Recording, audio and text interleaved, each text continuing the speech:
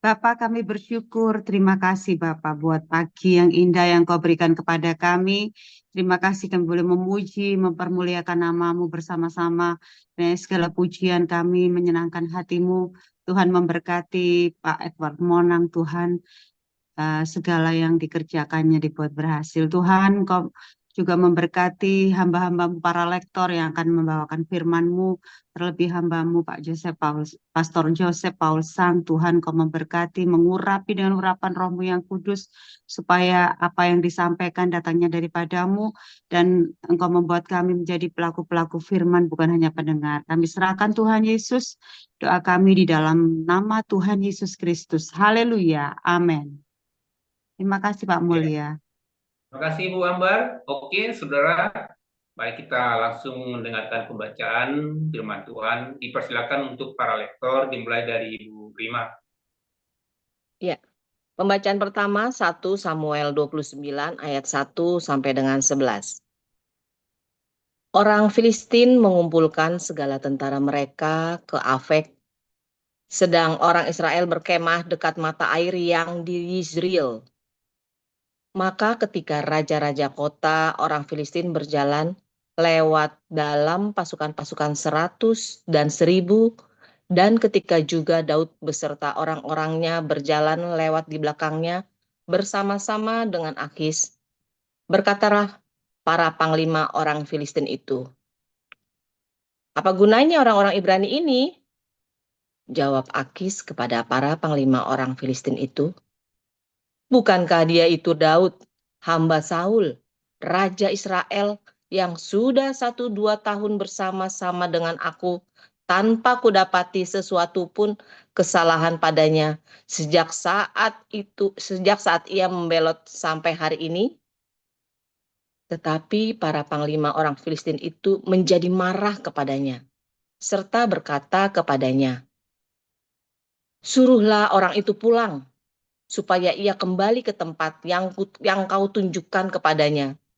Dan janganlah ia pergi berperang bersama-sama dengan kita, supaya jangan ia menjadi lawan kita dalam peperangan. Sebab dengan apakah orang ini dapat menyukakan hati tuannya, kecuali dengan memberi kepala-kepala orang-orang ini? Bukankah dia ini Daud yang dinyanyikan orang secara berbalas-balasan sambil menari-nari demikian? Saul mengalahkan beribu-ribu musuh, tetapi Daud berlaksa-laksa." Lalu Ahis memanggil Daud dan berkata kepadanya, "Demi Tuhan yang hidup, engkau ini orang jujur dan aku memandang baik. Jika engkau keluar masuk bersama-sama dengan aku dalam tentara, sebab aku tidak mendapati sesuatu kejahatan padamu sejak saat engkau datang kepadaku sampai hari ini. Tetapi engkau ini tidak disukai oleh raja-raja kota. Sebab itu pulanglah, pergilah dengan selamat, dan jangan lakukan apa yang jahat di mata raja-raja kota orang Filistin itu." Tetapi Daud berkata kepada Akis, "Apa yang telah kuperbuat? Dan kesalahan apa yang kau dapati pada hambamu ini sejak saat aku menjadi hamba kepadamu sampai hari ini, sehingga aku tidak boleh ikut pergi berperang melawan musuh tuanku raja?" Lalu Ahis menjawab Daud, "Aku tahu engkau ini memang kusukai seperti utusan Allah. Hanya para panglima orang Filistin telah berkata, ia tidak boleh pergi berperang bersama-sama dengan kita. Jadi bangunlah pagi-pagi beserta orang-orang tuanmu ini yang datang bersama-sama dengan engkau. Bangunlah kamu pagi-pagi, segera sudah hari cukup terang bagimu dan pergilah." Lalu bangunlah Daud dan orang-orangnya pagi-pagi untuk berjalan pulang ke negeri orang Filistin. Sedang orang Filistin itu bergerak maju ke Yisrael. Demikian firman Tuhan.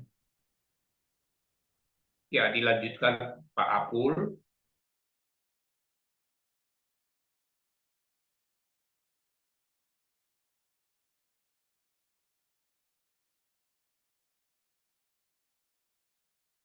Baik, saya lanjutkan.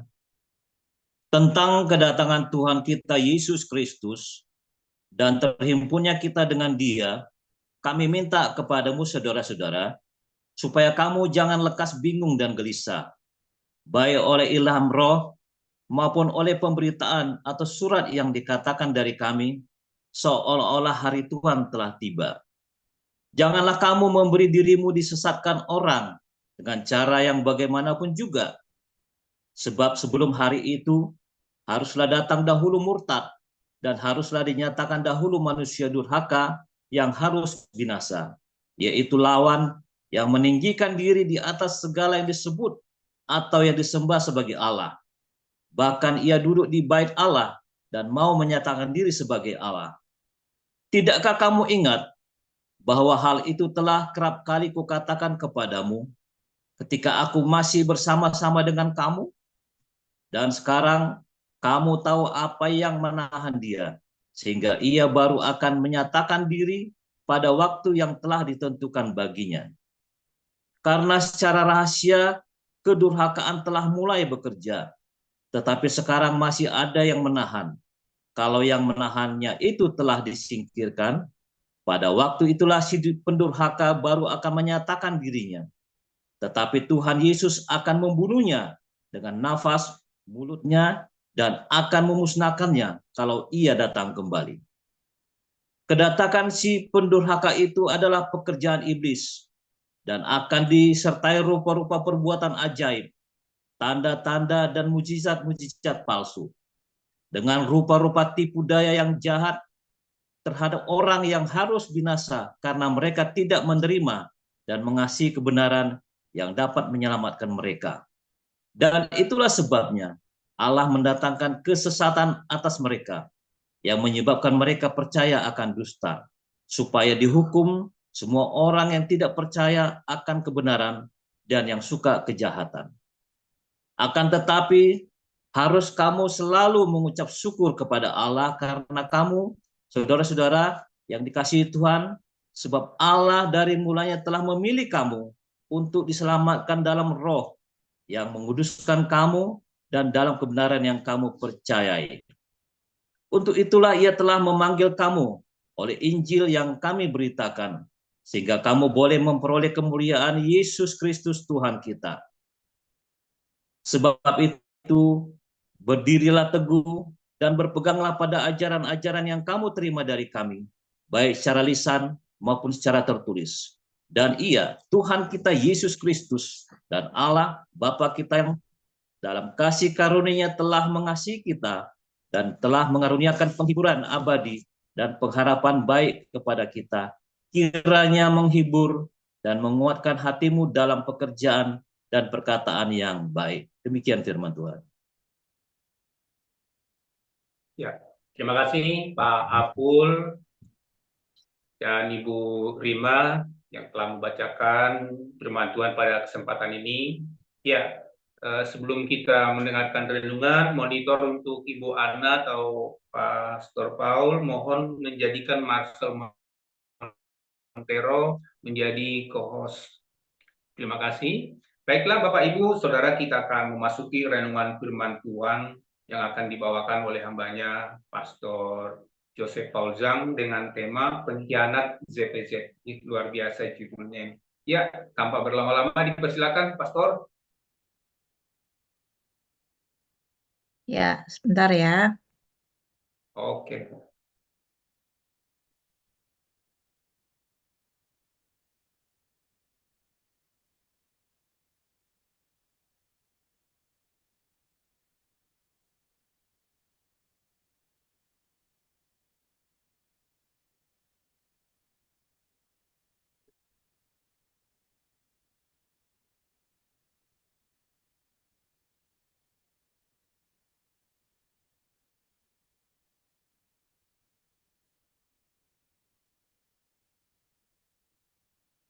Ya, Bapak Ibu, sembari menunggu Pastor Paul untuk pembawa renungan. Enggak, soalnya di pikiran saya ini, saya teringat beberapa waktu yang lalu tentang iklan-iklan kita yang dulu itu dengan Ibu Nerliana itu kere kamu gitu, sampai sekarang masih masih terbayang di dalam pikiran saya. Mungkin suatu waktu bisa dimunculkan ya untuk mengingatkan memori kita yang dulu gitu. Shalom, shalom. Terima kasih Pak Mulia. Ya Pastor.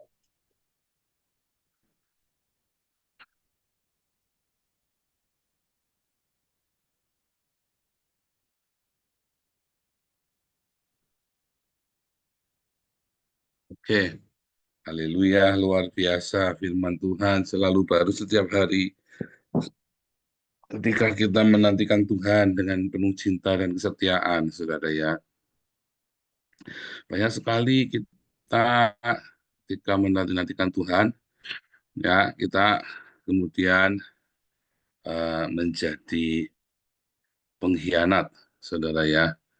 Kita menjadi pengkhianat dari kerajaan Allah. Kenapa kita berkhianat? Ada banyak cara, saudara ya, kita disebut sebagai pengkhianat. Tuhan menyebut kita ini sebagai menipu, ya, yaitu saat ketika kita tidak perpuluhan. Di zaman perjanjian lama itu perpuluhan, ya, saudara ya. Tetapi perpuluhan itu juga yang dimana adalah sedekah. Kita sebut menipu, saudara. Mengapa kita disebut penipu? Khianat, penipu kan, menipu Tuhan. Ketika kita diberkati, kita berjanji dengan Tuhan, ya Tuhan, berilah kami pada hari makanan kami yang secukupnya. Tetapi kemudian kita diberi berlebih oleh Tuhan. Dan yang lebih itu kemudian kita nggak mau bagi, saudara. Nah itulah, di saat itulah kita disebut berkhianat, menipu Tuhan. Tetapi, saudara ya, banyak orang-orang yang di tengah jalan kemudian dia mundur, ya banyak orang yang menjadi pengikut Kristus, di tengah jalan dia mundur, itu juga namanya pengkhianat, saudara. Yaitu ketika kamu meninggalkan Tuhan Yesus, apalagi kemudian kamu menyangkal Yesus dengan apa? Dengan bersyahadat kepada Islam. Bersyahadat kepada Islam itu adalah sebuah penyangkalan kepada Yesus. Karena ketika Anda mengakui Muhammad sebagai Rasul Allah, ya maka kamu sedang mengakui perkataan Muhammad bahwa Yesus tidak mati di salib dan Yesus bukan Tuhan. Ya, saudara ya. Itulah yang disebut pengkhianat. Ya, tadi kita ada koinonia ya, bagaimana Islam terbentuk. Ya, Islam itu terbentuk. Nah, dalam Islam mensyaratkan penyangkalan, saudara, kepada Yesus. Karena itulah antikristus. Dia mensyaratkan penyangkalan. Anti dari Yesus adalah Kristus. Anti bahwa Yesus adalah juru selamat. Ya kan? Mesias ini kan maksudnya yang diurapi datang, maksudnya juru selamat. Oh, bukan. Juru selamatnya itu ya Muhammad. Jadi Anda sedang melakukan penyangkalan. Sekalipun, saya tidak percaya kok Pak, hanya pura-pura. Nah, itu adalah penyangkalan, saudara. Justru karena Anda malu mengakui Yesus. Anda berkhianat. Ya, Anda pura-pura, Anda mau menikah, lalu Anda bersyahadat kepada Islam. Siapa di sini yang terlanjur bersyahadat kepada Islam? Baptis ulang, saudara. Iya, Anda jadi Buddha, Hindu, apa, Anda tidak perlu dibaptis ulang. Tetapi ketika Anda menjadi Islam, Anda harus dibaptis ulang. Ya, kalau mau kembali kepada Yesus. Karena Anda sedang melakukan penyangkalan kepada Kristus. Ya, saudara ya. Nah, itu adalah sesuatu yang bisa menghilangkan keselamatanmu, yakinmu itu, kepercayaanmu lenyap langsung karena kamu menyangkal. Barang siapa menyangkal aku akan menyangkal dia di depan Bapakku. Siapa di sini yang malu mengakui Kristus sebagai Tuhan dan Juru Selamatmu? Siapa sih yang takut di tengah jalan? Kamu Kristen ya? Bukan. Oh, siapa yang begitu, saudara ya? Hati-hati loh, saudara. Itu juga penyangkalan. Ya, siapa di sini yang malu mengakui Yesus sebagai satu-satunya Tuhan dan Juru Selamat dan malu menyatakannya kepada orang lain. Itu juga pengkhianatan, saudara. Ya, itu juga pengkhianatan. Jadi jangan main-main, saudara ya. Karena kamu main-main itulah maka kamu nggak diberkati. Karena kamu main-main itulah maka kamu tidak mendapat kasih karunia dari surga. Ya, saudara ya. Pengkhianatan yang ketiga, ya. Yang pertama tadi karena menipu, ya. Kita janji diberkati hari ini untuk makanan hari ini saja, tapi kita diberi kelimpahan, kita nggak mau bagi.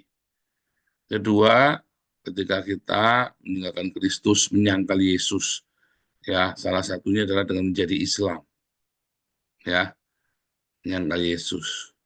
Yang ketiga adalah kita mengkhianati kerajaan Allah, kita berpaling dari kerajaan Allah ketika kita kemudian lebih mencintai dunia ini daripada kerajaan Allah itu sendiri. Sama seperti Demas, sama seperti Yudas, ya, yang mencintai dunia lebih dari mencintai kerajaan Allah. Siapa di sini ya yang lebih mencintai dunia ini, ya, hal-hal jasmania daripada Anda mencintai kerajaan Allah? Yaitu Anda lebih mencintai segala hal, ya, yang mengenakan dagingmu, hedonisme, Anda menikmati hidup mewah, Anda menikmati, ya, kedaginganmu, hawa nafsumu, daripada Anda menikmati indahnya kerajaan Allah. Anda ngaku-ngaku Kristen, tetapi Anda lebih suka ngamukan, senggol bacok. Anda lebih suka tersinggungan. Anda lebih suka hidup dengan segala kemewahanmu, saudara. Itulah pengkhianat. Anda yang masih suka hidup berfoya-foya, bermewah-mewah, itulah pengkhianat. Ya, itulah pengkhianat. Anda yang masih suka hidup di dalam kemewahan, ya, yang suka beli-beli barang mewah, itu pengkhianat, saudara. Serius, saudara, itu pengkhianat. Kalau Anda di Cina, lalu Anda bergaya hidup mewah, ya, di zaman masih susah ya, saudara, ya, zaman negara Cina, Anda disebut pengkhianat loh, saudara. Karena Anda bermewah-mewah sementara banyak orang tidak bisa makan.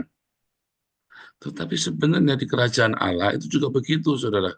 Ketika banyak orang tidak bisa makan, lalu kita, hamba-hamba Tuhan ini, hagios kita nih ya, orang-orang kudus kita, bergaya hidup mewah, sebenarnya kita sedang mengkhianati surga loh.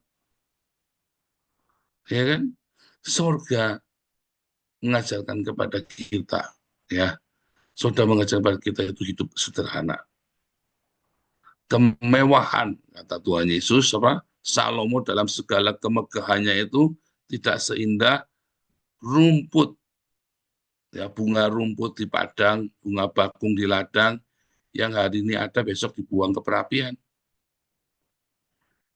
Jadi semua kemewahan kita, semua foya-foya kita adalah pengkhianatan kepada surga.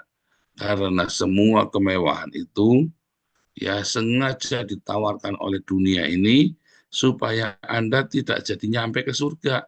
Hati Anda terpikat. Yo, siapa di sini yang masih suka barang-barang mewah? Siapa di sini yang masih suka koleksi barang yang tidak perlu yang mewah-mewah? Ya, Anda ingat, Anda adalah bendahara kerajaan surga. Anda adalah penghuni kerajaan surga. Kalau Anda masih suka hal-hal yang mewah di muka bumi ini, maka sebenarnya Anda belum siap masuk surga. Benar nggak?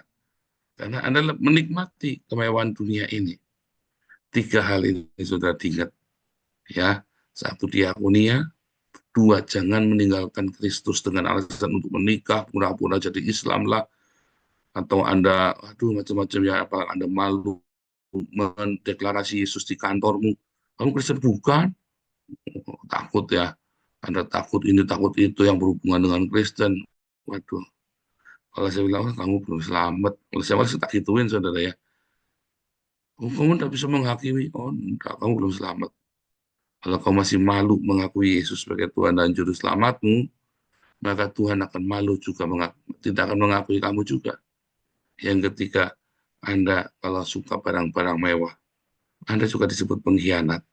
Karena apa saja Tuhan Yesus mengajarkan kepada kita, hidup dalam kesederhanaan, hidup dalam kebersahajaan. Tuhan Yesus memberkati.